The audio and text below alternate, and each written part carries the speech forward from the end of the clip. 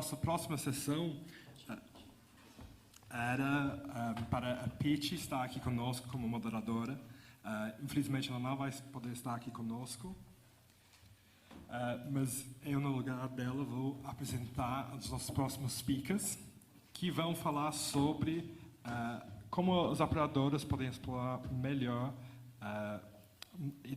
mobile identity para questões de segurança. Então, aqui agora vou convidar Emanuel Rodrigues, Senior Operator Partnerships Executive for Infobip, Caio Borges, Sales Director for Latin America, also Infobip, e Ageu Dantas, Head of Data Insights at Claro.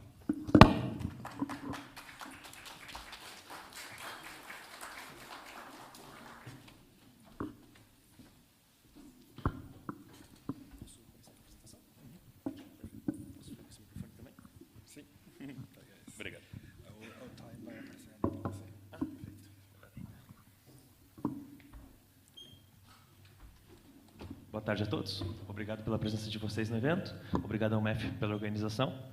Nos próximos 15 minutos, eu pretendo apresentar para vocês por que as operadoras deveriam participar do mercado de segurança digital, né, o que está acontecendo nesse mercado, e utilizando os princípios de Mobile Identity. Para quem não está familiarizado, o conceito de Mobile Identity é basicamente você utilizar o dispositivo móvel como uma ferramenta de identificação. Então, similar ao que a gente tem hoje como a carteira de identidade e o passaporte, é você usar o teu dispositivo de celular como essa ferramenta. Para isso, né, aqui na nossa agenda, eu vou primeiro passar um pouquinho, já dar uns 3 passos para trás, explicar o que é o 2FA, o segundo fator de autenticação, quais que são os desafios que o mercado está enfrentando em relação a esse produto, quais que são as soluções propostas da Infobip, né, e das operadoras no mercado, e quais que são as vantagens das operadoras em estar explorando esse mercado de segurança. Então, o 2FA, o segundo fator de autenticação, é basicamente você utilizar 2 métodos para fazer a segurança de um usuário. Esses métodos, eles são divididos em 3 grupos. O primeiro deles é algo que o usuário sabe, então uma senha conhecida, uma pergunta com resposta conhecida. Algo que o usuário tem, o dispositivo celular, um token, uma chave digital, ou algo que o usuário é ou faz. Aqui a gente engloba os comportamentos biométricos e características biométricas também. Então, a digital, a forma com que o usuário olha para a tela, tudo isso está segregado na parte do que o usuário é ou faz. O método mais tradicional de fazer o 2FA, e aqui boa parte das pessoas da indústria já devem ter sido impactadas com isso, é você fazer um login utilizando a sua senha, uma senha conhecida, e você receber um token por SMS ou por e-mail, que vai fazer a validação de algo que você tem. Então, esse é o 2FA, né, no caso, o serviço que a gente está querendo explorar e discutir um pouco mais sobre. Os principais desafios desse canal, especificamente do SMS, primeiro é a depreciação, né? Então, durante todo o dia a gente teve algumas palestras aí bem interessantes falando sobre o uso do canal. Hoje, operadoras, brokers têm confrontado com empresas de mercado que às vezes não têm a experiência para estar utilizando o canal, ou mesmo têm más intenções de estar explorando esse canal, o que faz com que ele seja desacreditado. Existe uma interrupção na jornada do usuário quando você faz o fluxo por SMS, porque você precisa trocar o teu aplicativo. Então, por exemplo, se eu vou fazer um login no meu aplicativo do banco e eu preciso receber um SMS para isso, eu preciso trocar o aplicativo do SMS, abrir a mensagem, digitar essa mensagem, ela pode acabar chegando atrasada e aí o código expira, eu posso digitar errado, então a gente tem algumas intempéries aí no meio que atrapalham um pouco a performance, a conversão desse produto. E também existe uma fragilidade às fraudes que já são conhecidas.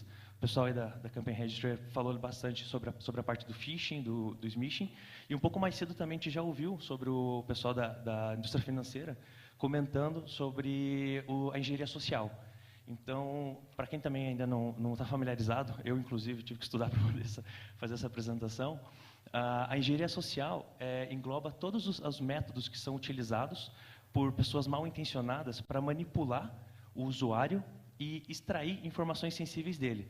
Então, a gente tem algumas fraudes que têm ocorrido bastante aqui no Brasil, de, por exemplo, uma pessoa se passar por algum parente para pegar dinheiro emprestado, se passar por um provedor de serviço, como o seu banco, sua operadora, para que você faça o pagamento de um boleto, enfim. Então, é uma fraude que tem impactado muito vários dos canais digitais, e existe uma grande dificuldade de você poder tratar ele pelo grau de complexidade que ele tem, né, a forma com que os fraudadores estudam a vítima antes de realizar a fraude, e pela sua adaptabilidade. Porque hoje a gente cria um novo sistema de segurança, amanhã o pessoal os fraudadores já estão desenvolvendo novas formas de poder impactar, de poder realizar essa fraude. Então, pensando nesses desafios que a gente encontrou, a Infobip tem direito de fala para falar sobre SMS, a gente trabalha com isso fazem mais de 14 anos. Né, a empresa cresceu, ela surgiu e cresceu na base do SMS, e nós vimos que precisava buscar uma forma de lidar com isso. Então, no vídeo, vocês estão vendo, do lado esquerdo, a gente tem um fluxo sendo realizado pelo SMS tradicional. Então, o usuário ele insere um número, aquele número ele é digitado, é validado o usuário e a operação é concluída. E do lado direito, a gente tem o que a gente chama de Silent Mobile Verification, o SMV. Ele verifica algo que o usuário tem, que é o dispositivo, e ele realiza essa operação em segundo plano. Então, para o usuário, é bem simples, é exatamente isso que vocês estão enxergando. Ele digita o código dele, ele aperta para validar, e essa validação acontece.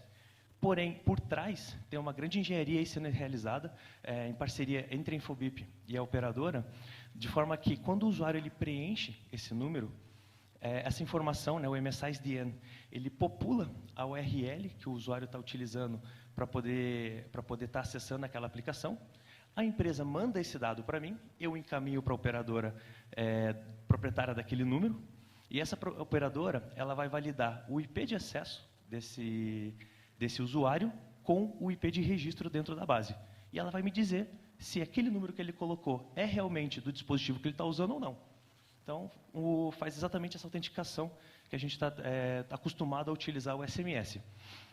Esse processo ele tem várias etapas, porém ele acontece numa fração de segundos, né, e ele é compliant com a Lei Geral de Proteção de Dados, especialmente porque nenhum dado ele sai de dentro da operadora. Inclusive, quando eu faço essa consulta, a operadora ela só me dá uma resposta positiva ou negativa. Né? Então, de forma que seja completamente segura e transparente para todas as partes que estão envolvidas nessa transação, nesse fluxo. Os casos de uso, aqui a gente pode ir um pouco mais além, né? O 2FA, o SMS, pelo fato de ter essa exigência de solicitação, esse fluxo, ele é menos intuitivo, então ele tem os casos de uso são um pouco mais restritivos. Já o SMV, por ocorrer em segundo plano, ele não causa nenhum tipo de fricção na interação. Então, a gente pode pensar em todos os tipos de situações em que a propriedade da empresa ou do usuário estão sendo expostas. Quando ele faz um cadastro, quando ele altera os dados cadastrais, quando vai ser realizada uma transação financeira de um valor considerável, enfim, toda vez que for acessado algum dado sensível, você pode fazer essa validação, esse SMV, por trás, para poder manter a seguridade e a autenticação do usuário. Uma segunda proposta da Infobip, e aqui é para verificar algo que o usuário sabe, a gente chama de Know Your Customer.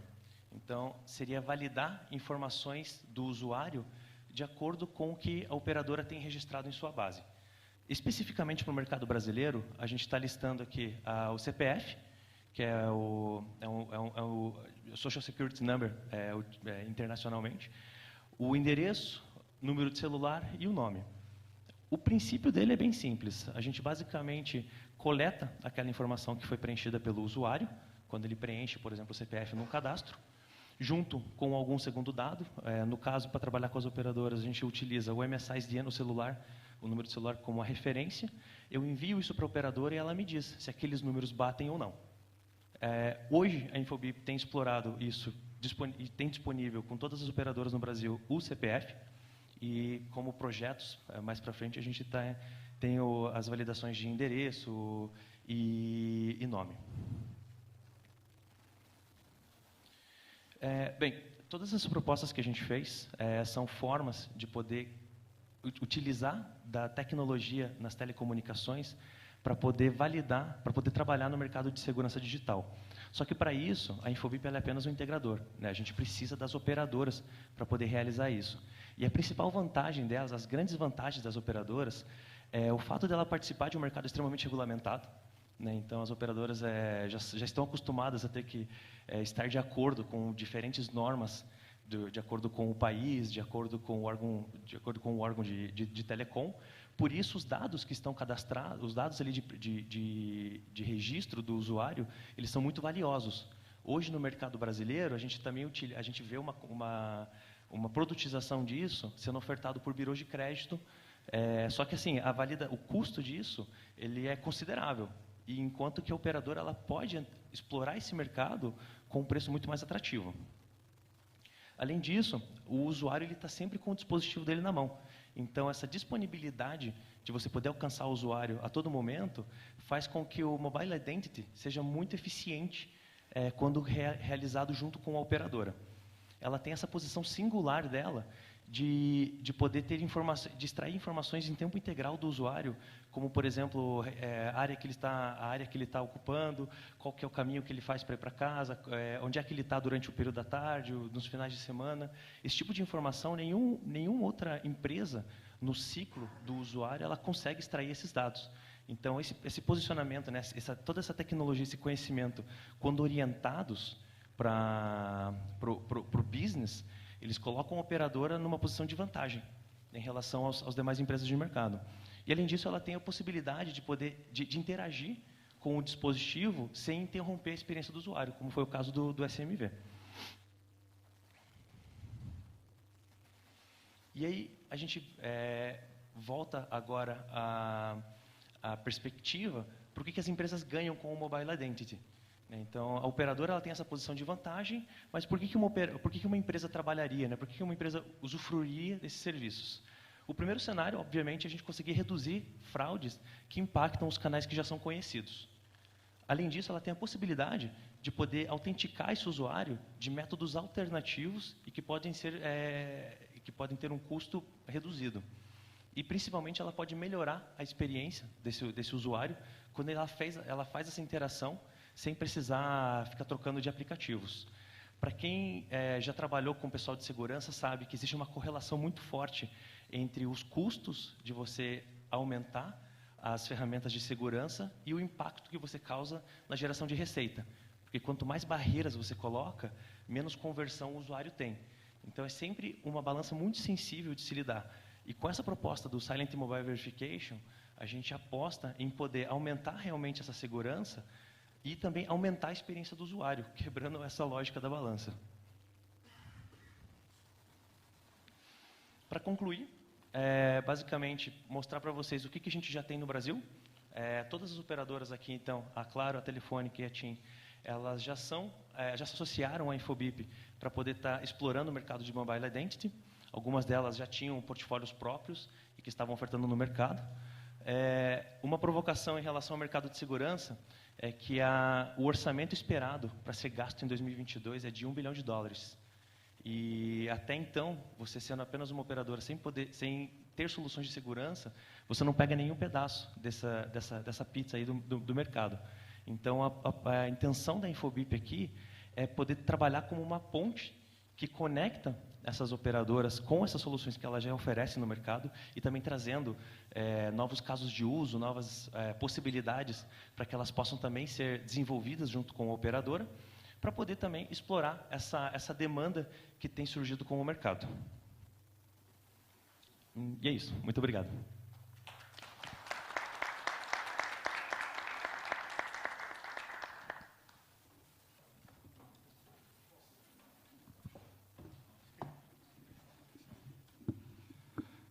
Obrigado, Emanuel.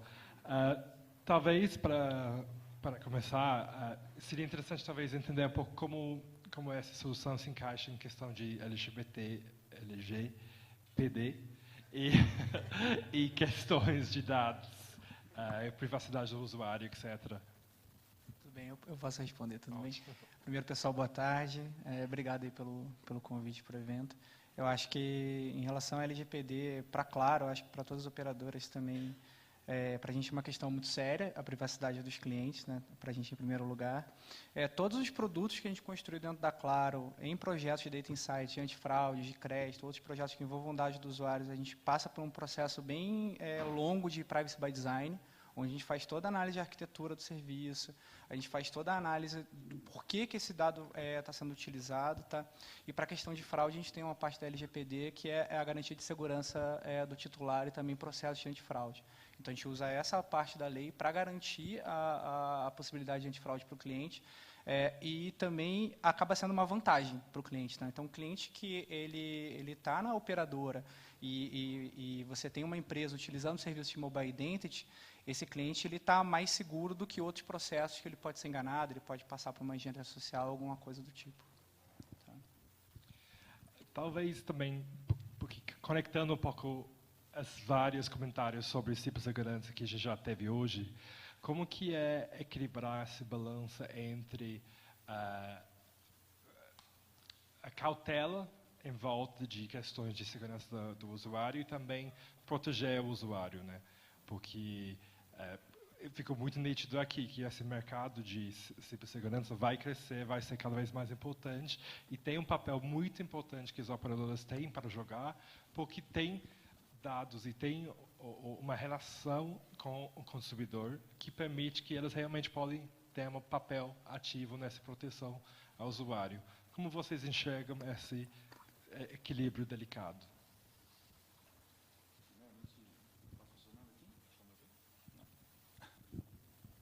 Obrigado pelo convite para participar aqui do evento do MEF. Acho que é bem interessante o ponto da segurança, que em todo momento aqui, em todos os painéis, foi dito e foi abordado a questão de segurança, né? E normalmente eu falo que hoje em dia a gente vive a era do imediatismo, né? As pessoas, os usuários, eles querem cada vez mais consumir ou interagir de forma rápida e solucionar os problemas no menor número de steps possíveis, né? E aí a gente nos últimos anos viu uma corrente em cima de falar muito de UX, né, falar da experiência do usuário. Então, as empresas trabalharam muito, investiram bastante para você entregar uma experiência muito boa para o usuário. Mas, ao mesmo tempo, nesse mesmo tempo, principalmente depois da pandemia, que teve uma adoção maior digital da população brasileira, as empresas viram a necessidade de conseguir entregar um bom UX, mas com segurança. Aqui a gente viu um caso super interessante, onde a gente protege os dados do cliente e ele acaba recebendo uma experiência muito boa, né? Porque, no caso, até falando do SMV, ele consegue ter uma autenticação silenciosa, você consegue reduzir o tempo de autenticação dele e, consequentemente, ele não vai ter talvez gerar um problema, um atrito na hora de ele se comunicar com a empresa. Então, o mais importante é isso, e eu acho que as empresas estão enxergando isso, elas vão investir mais, elas estão investindo em segurança, e cada vez mais, quando os clientes abordam a Infobip, elas procuram saber como é a parte da segurança, não só de canais, mas como das soluções. Então, isso acaba sendo um ponto fundamental. Então, vai andar muito paralelamente a parte de UX, obviamente, que é super importante, mas a segurança junto. E isso sem ter a fricção com o cliente.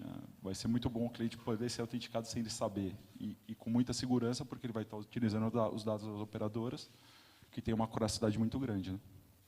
E já tivemos uma pergunta aqui sobre essa questão de dados e de proteção dos mesmos. Como que essa proteção é feita? Então, a operadora, como que repasse esses dados sem abrir mão das partes sensíveis?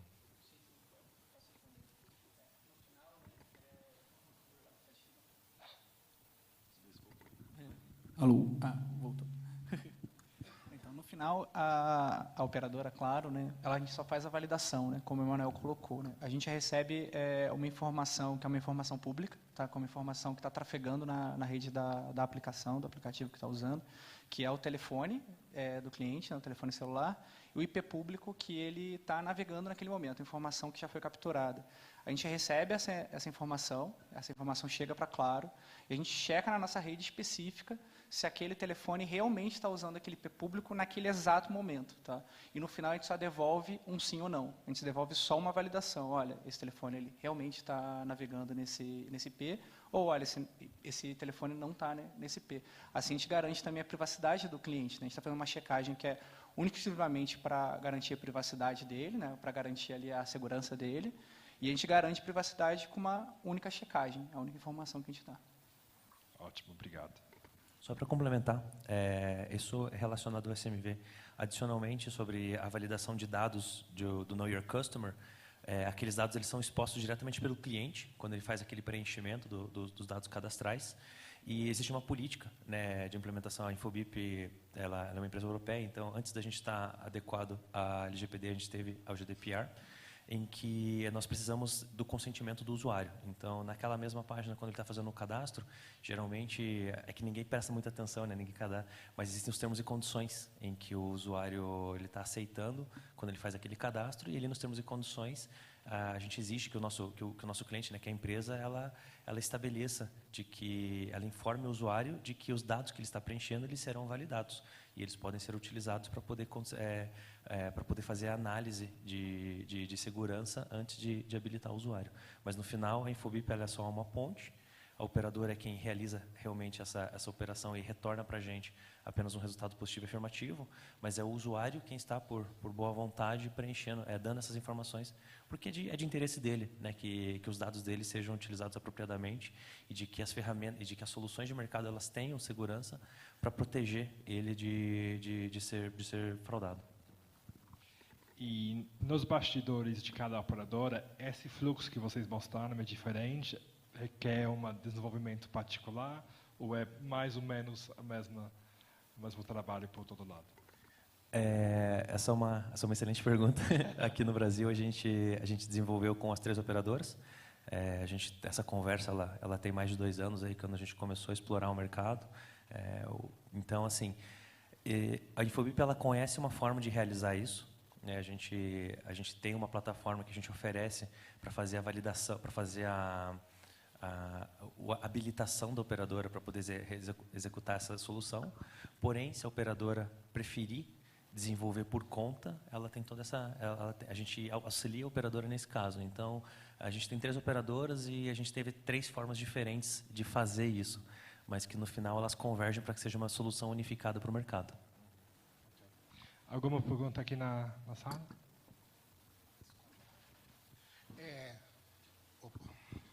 Então, você disse que checa o endereço IP de quem está fazendo a consulta, né, ou quem está com o endereço que tem na operadora. Né?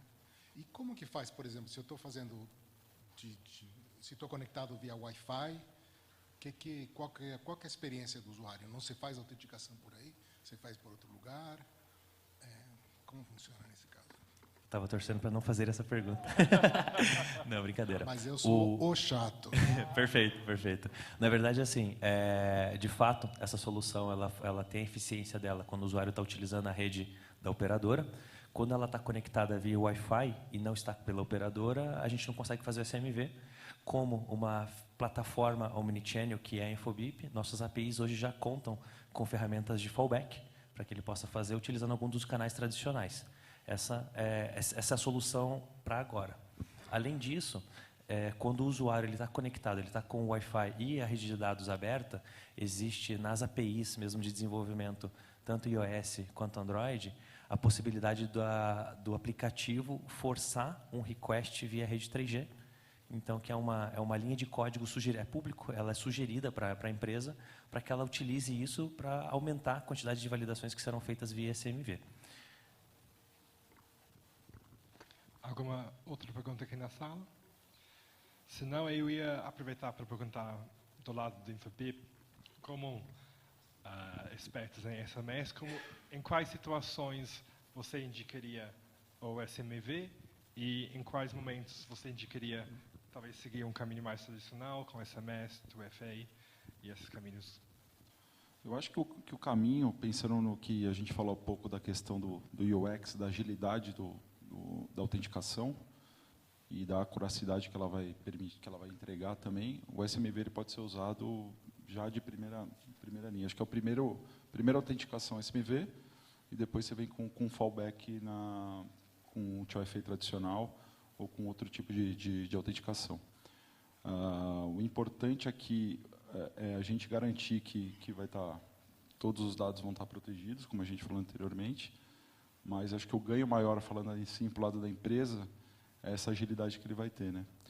E a experiência do usuário vai ser fantástica, porque muitas vezes algumas empresas, quando usam o 2FA, por exemplo, tradicional, às vezes ela tem que mandar 3 códigos, 4 códigos, e isso gera custo, isso aumenta o custo dele.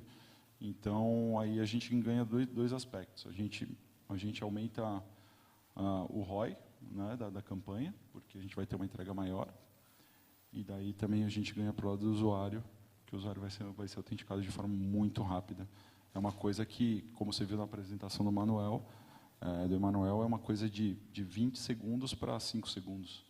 E você pode ter certeza que tem muita perda de conversão, de venda, por causa desse tempo, que às vezes, muitas vezes o cliente ele desiste, ou na hora que ele recebeu o código ele não viu, ele pede o código novamente, então você cria aí uma barreira, né? Então, na minha visão, acho que o SMV viria em primeiro para qualquer tipo de ação, não só de transação financeira, mas também, como o Emanuel explicou, na parte de fazer pôr seus dados, alterar dados e conferir que é aquela pessoa mesmo. A gente teve até um caso de uso também com uma fintech, que ele acabou utilizando o SimSwap e não foi para a transação. Ele usou o SimSwap para fazer a confirmação de acesso à rede deles, que é um ponto super interessante que trouxeram aqui no painel de pagamentos, que o mais importante é o acesso, não é o produto, né? Então, esse cuidado que a gente tem que ter. Então, acho que é um ótimo produto que vai fazer diferença aí. Acho que só para complementar, né? Acho que o ponto também da segurança do usuário, ele acaba sendo muito grande, porque você praticamente acaba com a possibilidade de fraude por engenharia social, né? Que a pessoa se passar por um banco, se passar por alguma coisa, pedir para você o PIN code, falar, olha, qual que é o PIN code que você recebeu, envia para mim, porque eu sou do banco, que é, como foi falado também em outras aqui, que é a grande parte, né, é a engenharia social, não é o hacker super tecnológico que vai ali e invade o sistema, é alguém que simplesmente se passa pela instituição e pede esse número. Com o Mobile Identity, você acaba com isso completamente, porque o fraudador ele não tem acesso à informação, ele não tem como ter acesso à informação, porque essa informação única e exclusivamente está dentro da operadora, né, está dentro dos nossos sistemas. Então, você diminui muito, mitiga completamente a possibilidade de fraude em engenharia social. E talvez pensando sobre essa percepção do usuário, Emanuel, você comentou ali os 3 atributos, né? Tipo, algo que você tem, algo que você é, algo que você faz.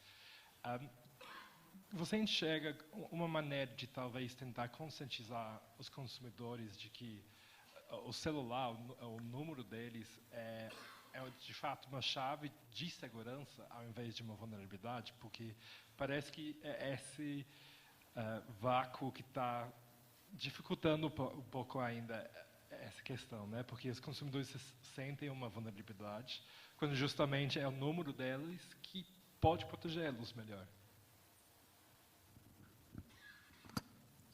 Bem, essa jornada de aprendizado do usuário, ela se deu, eu acredito que desde os últimos anos, quando a Anatel emitiu aquela exigência que as operadoras validassem o CPF quando o usuário faz um cadastro, isso aí já causou um impacto muito grande naqueles usuários que faziam compras de chip pré-pago, ficavam trocando.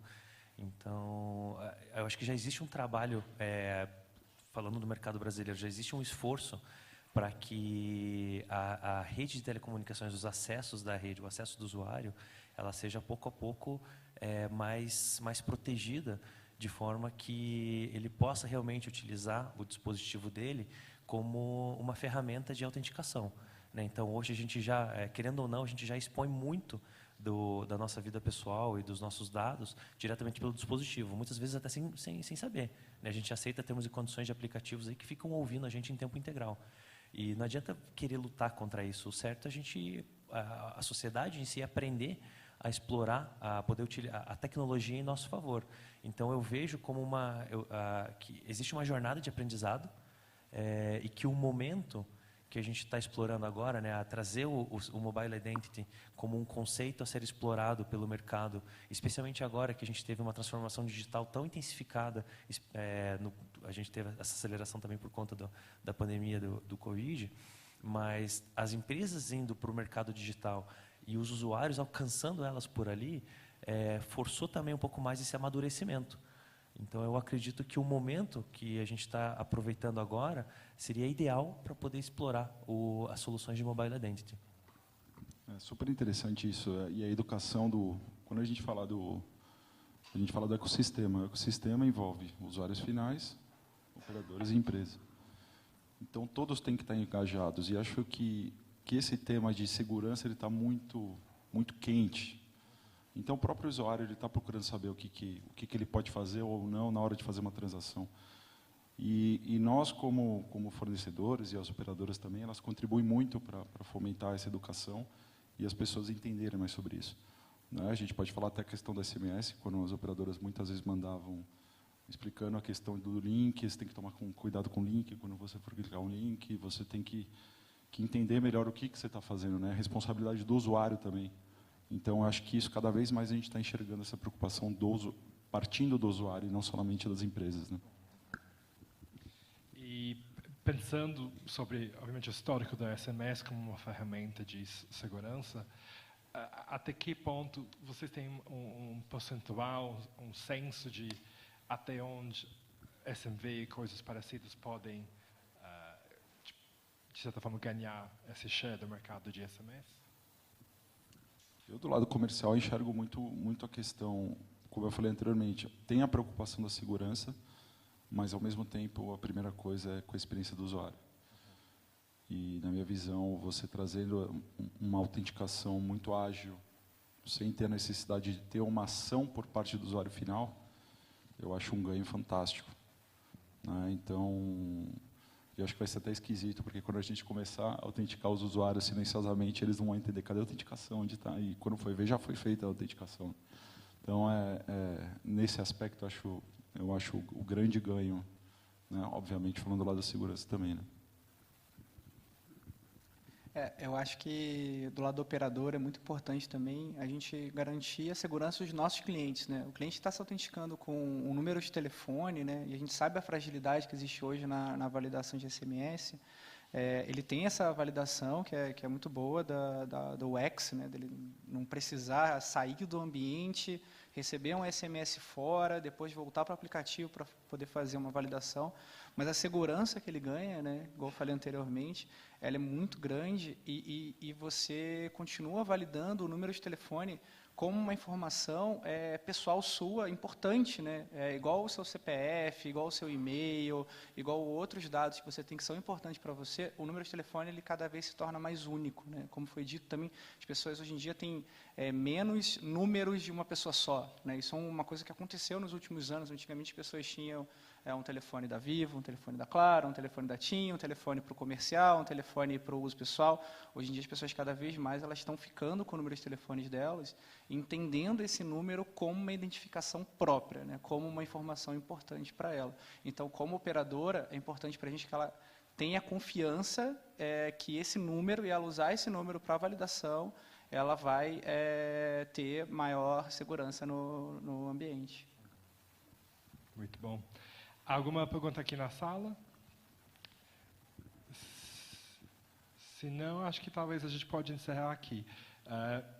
Eu acho que talvez abrindo, nessa última ideia que você trouxe, você vê que as pessoas, por exemplo, a questão de portabilidade de números, a questão de reciclagem de números dentro das operadoras, você acha que isso vai gerar mais impactos para o futuro, essa identificação do usuário com o seu próprio número? Eu acho que é um movimento que já está acontecendo, né? Isso mudou muito, né? A portabilidade ela diminuiu de uns anos para cá, né? As pessoas estão migrando de planos antigamente pré-pagos, né? Igual foi comentado também, as pessoas tinham 5, 6 números pré-pagos, trocavam, acabava o crédito, ela fazia outra.